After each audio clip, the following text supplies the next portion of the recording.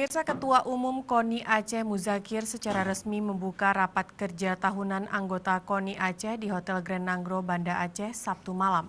Ketua Umum KONI Aceh Muzakir Manaf mengatakan rapat kerja sangat penting dilaksanakan guna terciptanya organisasi yang handal dan profesional dalam pembinaan prestasi olahraga. Dalam rapat kerja anggota KONI Aceh dibahas jumlah agenda penting, yaitu penjaringan tuan rumah Pekan Olahraga Aceh dan pemaparan persiapan dan kesiapan PORA November 2018 di Aceh Besar. Ketua Umum KONI Aceh Muzakir Manaf berharap dari rapat kerja ini bisa memastikan kabupaten kota yang benar-benar siap menjadi tuan rumah PORA 2022 dan pelaksanaan PORA di Aceh Besar November 2018. Usai pembukaan, langsung dilaksanakan agenda pertama, yakni pemaparan persiapan dan kesiapan Kabupaten Aceh Besar yang menggelar PORA November 2018.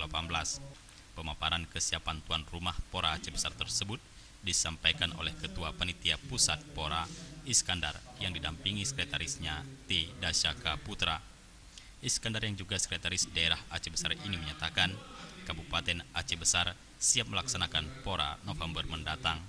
Iskandar menyebutkan sarana dan prasarana olahraga seperti venue tempat pertandingan sedang terus dikerjakan dan ditargetkan rampung Oktober 2018 mendatang. Ada bantuan dari pengarah KONI untuk mengajak semua pemprov untuk bisa hadir melihat venue-venue yang sudah mulai dibangun. Secara teknis mungkin nanti di lapangan masih ada yang mungkin ada diskusi dan untuk perbaikan baik sehingga pertandingan nanti di waktu hari atau pelaksanaannya tidak terkendala.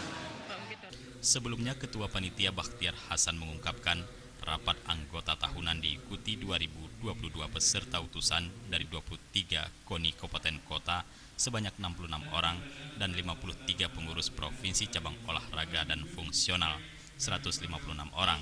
Bakhtiar menjelaskan rapat kerja ini mengagendakan pemaparan kesiapan tuan rumah PORA Aceh Besar, penjaringan tuan rumah PORA tahun 2022 dan laporan keuangan serta kegiatan tahun 2017-2018. Jufriza dan Faisal, Aceh TV.